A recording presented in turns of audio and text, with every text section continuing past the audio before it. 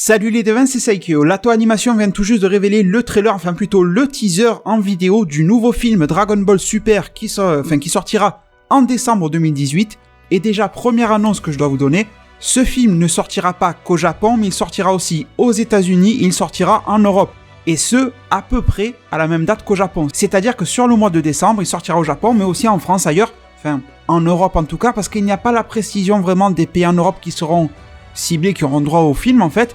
Mais normalement, on peut penser sans risque en fait que la France y aura droit aussi dans ces mêmes eaux, étant donné que la France, relativement à sa population, est le pays qui consomme le plus de mangas et d'animés.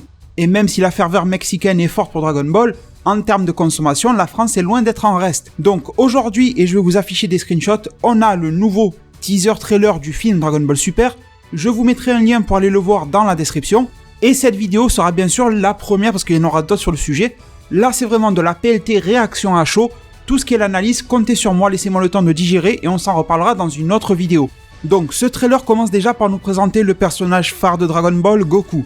Il n'y a plus aucun doute maintenant, c'est vrai qu'on a eu deux visuels maintenant qui étaient des dessins en fait, des artworks, de Goku en forme normale et de Goku SCJ récemment concernant le film, avec au niveau de la direction artistique Monsieur Shintani, qui marque bien sûr un gros revirement en termes d'animation et de dessin et de style tout simplement dans ce film-là, qui sera peut-être le style qui sera adopté dans une prochaine série DBS, on n'en sait pas trop, mais en tout cas pour le film il y a un gros changement. Au revoir Yamamuro, bonjour Shintani, et on peut dire que le changement visuel est là. Mais une chose les devins que vous devez savoir, là pour le moment vous voyez que un petit peu le bas du visage de Goku, c'est que les visuels que vous voyez ici ne représentent en aucun cas la qualité visuelle finale et définitive du film. Ce que je veux dire là, c'est que peut-être que vous allez adorer ce que le trailer vous montre et que le film sera différent, ou peut-être que vous allez détester ce que le trailer vous montre, mais que vous allez adorer le film au final parce que ça va changer. Rappelez-vous, pour le film Battle of Gods, on avait une espèce de teaser qui nous montrait Goku qui volait, etc. On n'a jamais eu ça dans le film. Et on n'a jamais eu ce style même d'animation qui était vraiment présent dans le film. Donc tout peut changer, mais c'est quand même là pour nous mettre sur de bonnes pistes. Sachant que ce teaser-là est assez inattendu et que normalement les annonces, et on en aura, c'est promis et ça arrivera, on en aura ce dimanche 25 mars concernant le film par rapport à une convention anime manga qui est là-bas au Japon, sur laquelle on en apprendra plus sur Gegege no Kitaro, l'anime remplaçant de DBS, et aussi sur le film DBS et pourquoi pas sur l'avenir et le futur de la franchise. Bon, on continue au niveau des visuels.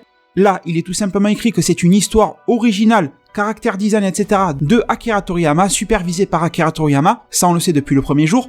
On voit Goku qui sautille, qui se prépare pour le combat, et on peut déjà un petit peu constater de la qualité d'animation, même si je le répète, elle ne reflète pas vraiment, voire même pas du tout de ce que sera le produit, le film final. Et si vous voulez mon petit premier avis sur ça, déjà les décors sont sympas, on va dire.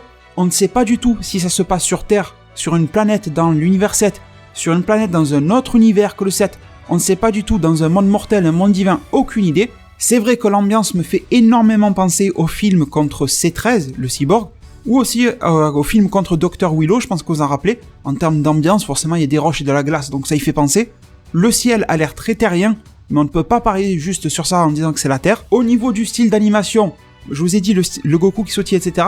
On voit que ça change énormément de l'animation qu'on en a dans le dessin animé Dragon Ball Super. C'est beaucoup plus précis, c'est beaucoup plus dynamique, mais, il y a un mais oui, sur la qualité des dessins, ça m'a l'air un petit peu plus grossier au niveau des corps, etc. Mais je le redis encore une fois, je ne peux pas juger parce que ce n'est même pas un reflet de la qualité visuelle finale, donc attendons avant de juger, mais ça donne quand même un petit avant-goût.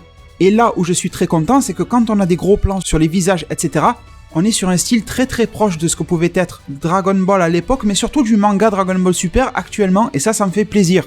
Ensuite, ce texte-là, je pense que vous avez tous compris, une nouvelle aventure. Là, on commence à rentrer un petit peu dans le vif du sujet. On voit Goku, il est de dos, vous voyez toujours ce même décor, le ciel, enfin le soleil en tout cas, qui est au-dessus, on voit les espèces de rayons, et on voit en haut qu'il y a un mec qui est en train de déchaîner un petit peu son aura. Donc oui, Goku dans ce trailer, dans ce teaser, a un adversaire, et cet adversaire le voici.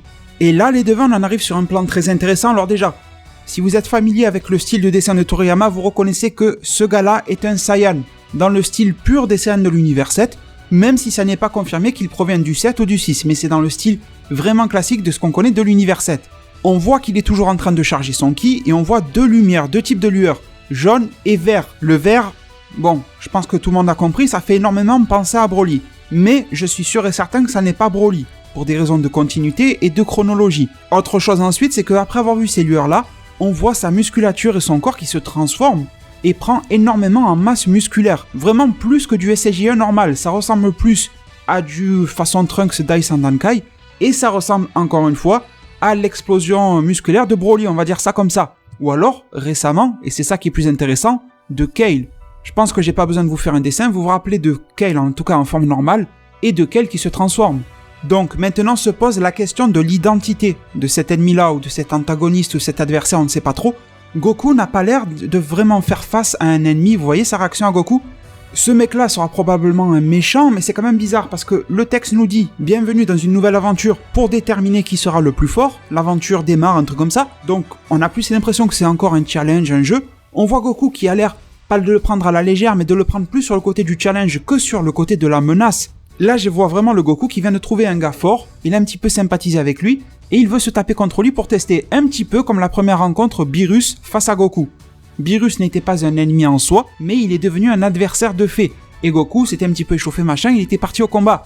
J'ai l'impression qu'on repart sur quelque chose de similaire, sachant que les précédents teasings récemment nous avaient dit qu'une nouvelle légende Saiyan allait démarrer. Donc sûrement que la mythologie Saiyan va s'élargir grâce à ce film-là. Donc il est fort possible que le gars que vous voyez en face de Goku ne soit pas vraiment un ennemi qui vienne et qui dit « je veux péter le monde, l'univers ou je sais pas quoi », mais que les chemins se croisent, peut-être suite au vœu qui sera fait à la fin de Dragon Ball Super. Autant on a une situation toute conne, Goku gagne, il souhaite avoir l'adversaire le plus fort qui se présente à lui. Bon, là c'est vraiment du délire, mais c'est pour faire comprendre un petit peu l'idée. Peut-être que le vœu, même s'il est de Freezer ou de n'importe qui, aura des conséquences sur le film Dragon Ball 2018, c'est même sûr et certain. D'ailleurs, on nous avait même confirmé que le film reprendrait un petit peu tout ce qui est le relationnel entre Freezer et les Saiyans. Freezer aura aussi une part à jouer dans ce film. Que ça soit par le biais de flashbacks ou de son activité dans le monde présent, on ne sait pas, mais il y aura un rôle. Donc pourquoi est-ce que je vous raconte tout ça ? Tout ça pour vous mener vers la piste de l'identité de ce gars-là. Non, ce n'est pas Broly. Pour moi, à l'heure actuelle, et ce n'est qu'un teaser, il y a deux solutions qui m'apparaissent aux yeux, et dites-moi les vôtres en zone commentaire. La première, c'est Yamoshi. Akira Toriyama en a parlé plus tôt récemment dans son interview, et a donné quand même plutôt pas mal de détails sur ce gars-là. Le fameux premier Super Saiyan de la légende, dont l'âme a continué de errer après sa mort pour devenir Super Saiyan God. Donc ça peut être très intéressant de l'intégrer dans ce film-là sur l'origine du pouvoir des Saiyans, étant donné qu'il en est entre gros guillemets à l'origine. Yamoshi n'est pas le premier des Saiyans, mais il est un petit peu celui qui a érigé l'aspect légendaire de leur transformation, vous voyez ce que je veux dire ? Et pourquoi est-ce que je vous ai dit, j'ai l'impression que Goku n'a pas l'air de se taper contre un ennemi, mais plus contre un adversaire ? Parce que rappelez-vous encore une fois de la même interview de Toriyama, Toriyama disait que Yamoshi est un Saiyan au cœur pur. Et ma question alors, c'est que foutrait un Saiyan au cœur pur en tant que grand méchant d'un film qui vient attaquer tout le monde ? Bien sûr, et c'est très Naruto-esque de se dire le gentil qui devient méchant. Un petit peu comme un Madara dans Naruto qui avait de grands espoirs et tout ça, qui s'est senti trahi ou je ne sais pas quoi et qui devient méchant par la force des choses. Ce genre de scénario assez classique pourrait se faire sur Yamoshi. Mais on nous dit qu'il a le cœur pur. Vous imaginez Goku devenir méchant un jour ? Gohan devenir méchant ? Même dans les plus tristes des cas, Goku et Gohan, ils ont le cœur pur et ne changeraient jamais de situation. C'est le genre vraiment de cœur pur qui sont capables de monter sur le nuage magique, là vous savez, le Kintoon. Je pense pas que ça puisse revirer comme ça. Je trouverais que ça serait un petit peu bas, justement, de faire de Yamoshi un méchant de bas étage. Je préférerais qu'il arrive ici en tant qu'adversaire à battre d'une manière ou d'une autre, et ça justifierait justement la posture et l'attitude de Goku dans le trailer. Il a plus l'air de relever un défi que de se taper contre le grand méchant qui va tout péter. Et ça ne serait que plus cool, étant donné qu'en plus, ça laisserait de la place pour un vrai ennemi pour le film qui ne nous serait pas présenté dans ce trailer-là. Rappelez-vous, pour Battle of God, on nous avait présenté Beerus, et on ne savait pas s'il était gentil, méchant, etc. Et maintenant, Beerus fait partie de la Team Z. Donc ce cas de figure peut encore se reproduire. Et deuxième option que je vois à ce jour, on est le 20 mars 2018, peut-être que demain on aura de nouvelles infos, c'est vous. Et pour faire du lien justement avec cet effet de transformation, ce mec-là était plutôt, entre guillemets, fin, et d'un coup il est devenu très musclé. On a vu sa masse musculaire se décupler, et on voit une aura verte se dégager de lui. Ça c'est pas rien. Est-ce que justement on ne pourrait pas avoir, pas Broly, pas lui, pas Broly, même pas son visage, vous avez vu, le visage n'a rien à voir avec Broly, mais on va dire le Kale de l'univers 7. Vous voyez ce que je veux dire ? Et où est-ce que je veux en venir concrètement, je vous le dis de suite. Rappelons-nous de l'épisode 100 de Dragon Ball Super. Kale s'était transformée, elle était en forme de bas, cheveux noirs toute fine, etc. Elle est devenue gigantesque façon Broly, son ki est devenu verdâtre, et Vegeta a dit à Goku, attention, fais attention à elle, elle ressemble au Saiyan originel. Donc ça c'est peut-être juste une phrase en l'air de la part de Vegeta pour dire qu'elle a l'air brutale, mais ça peut être aussi un élément de scénario pour nous dire que justement un Saiyan qui se transforme en un Saiji-1 mais de manière bizarre, en décuplant ses muscles x3 et en ayant un ki qui devient vert au lieu de devenir jaune, c'est peut-être lié à ce truc-là. Donc voilà les deux options aujourd'hui que j'ai concernant l'identité de ce gars. On s'en reparlera une fois que j'aurai fait une vraie analyse parce que là c'est uniquement de la réaction à chaud. Et on continue de regarder les visuels qu'il y a dans ce teaser là. On voit Goku qui a toujours l'air content en fait de se battre contre ce gars-là. Il est en plein combat, vous voyez le dynamisme de l'animation, ça fait très arts martiaux asiatiques, vous voyez les postures, etc. Il a toujours eu ces postures-là, mais la mise en scène, en tout cas la fluidité, le pied qui s'oppose au sol, ça craque un petit peu la glace. Si c'est de la glace, parce que rappelez-vous, dans les films Star Wars, des fois on nous montre de la glace qui n'en est pas, on nous montre de la terre rouge qui n'en est pas, vous voyez. Donc on peut jouer sur les éléments, même si là ça a l'air d'être vraiment de la glace. En plus, une chose, c'est que c'est très très rare que l'on ait un trailer de manière mondial. Le trailer là, il parle en japonais mais il est sous-titré en anglais. Ça veut dire que la cible de ce trailer là est le monde entier. Rappelez-vous en début de vidéo, je vous ai dit que ce film là sortira en décembre pour quasi le monde entier. Bon, malheureusement, je pense qu'en Afrique ils vont pas le sortir et c'est bien dommageable. Mais pour les grandes puissances économiques actuelles, je pense que tout le monde y aura droit. On verra bien le moment venu s'il y aura des exceptions, des pays où ça ne sortira pas pour censure, je sais pas quoi.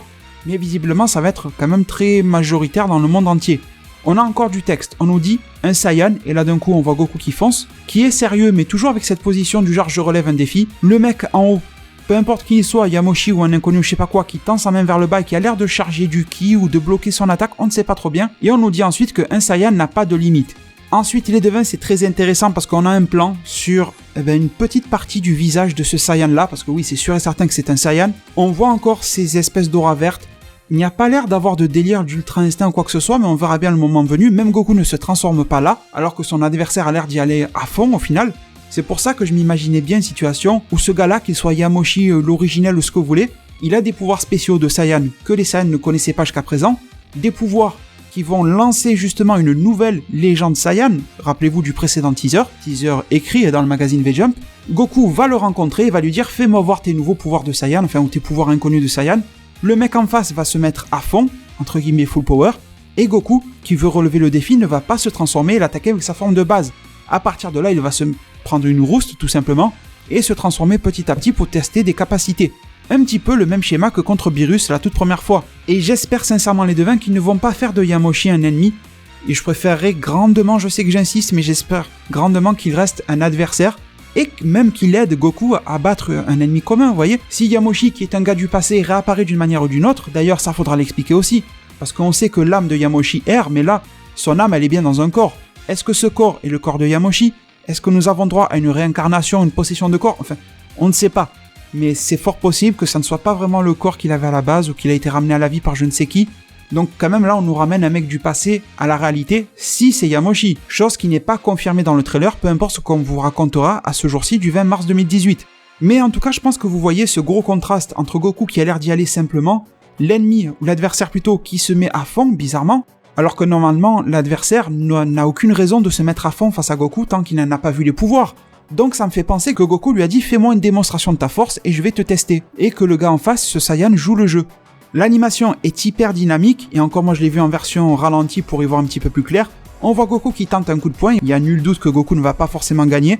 Ça sera drôle de voir de l'ultra instinct ou un truc comme ça, animé de cette manière-là, mais on ne peut pas vraiment se prononcer sur l'apparition ou non des pouvoirs divins et d'ultra instinct justement de Goku, parce que le vœu qui sera formulé à la fin du tournoi du pouvoir risque de créer une forme d'annulation des pouvoirs de Goku.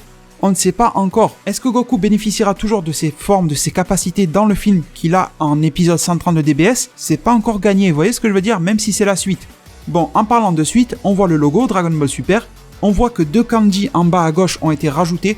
Je ne saurais pas du tout vous dire ce que ça veut dire. Peut-être ça veut dire Dragon Ball Super le film, j'imagine bien ça, il n'y a que 2 kanji donc ça ne doit pas dire un poème non plus, vous voyez ce que je veux dire. On a un clash entre les 2 coups de poing qui a l'air plutôt équilibré, mais ça c'est bien sûr pour faire joli. Et rappelez-vous que, bon, il y a écrit aussi ça arrive bientôt, mais rappelez-vous que ce n'est qu'un teaser promotionnel, rien ne confirme que ce passage-là sera dans le film, c'est possible comme non, rien ne confirme que l'animation sera la même, rien ne confirme que le combat sera à égalité, enfin voilà, rien n'est confirmé, c'est juste pour nous donner un avant-goût de tout ce qui va se passer, je préfère le répéter. Et la dernière phrase est « La Terre possède Goku ». Dans le sens que la Terre a besoin d'être protégée par Goku, je pense qu'on en comprend la même chose. Donc ça peut confirmer déjà que le combat que l'on voit ici contre ce gars-là inconnu est sur Terre, mais rien ne confirme que ce gars-là est l'ennemi. Il y a 2 situations, il n'y en a pas 36. Soit c'est lui l'ennemi, et il va falloir le massacrer, soit lui c'est juste un adversaire, un Saiyan machin, avec qui Goku va sympathiser pour une raison X ou Y, une fois qu'ils auront démontré leur pouvoir machin, et un nouvel ennemi va se ramener. on ne sait pas pour le moment, mais dans les deux cas, ça me plairait énormément. Dans tous les cas, après, je sais pas vous, dites-moi en zone commentaire. Donc les devins, justement, on en a fait le tour de ce teaser trailer du nouveau film Dragon Ball 2018, trailer qui était inattendu vraiment. Je vous le redis, on aura des informations encore sur le film ce dimanche 25 mars. Ça peut fuiter avant, mais bon, le 25 mars on en aura, comme par hasard en même temps que la fin de DBS, donc je suis sûr et certain que la fin de DBS aura un lien de transition avec le film, ça me paraît clair et évident. On se retrouve très bientôt avec d'autres vidéos pour analyser ce que j'aurais pu manquer, ce que j'aurais pu rater, ce qui va me venir en tête par la suite après analyse. J'espère pouvoir vous retrouver pour cette vidéo qui est quand même très spéciale, très nombreux au niveau des likes, des j'aime. C'est super rapide pour vous de mettre un pouce bleu à cette vidéo-là et c'est super vital pour moi et je vous en remercie vraiment d'avance. Prenez tous super bien soin de votre futur et à plus pour de prochains arts divinatoires.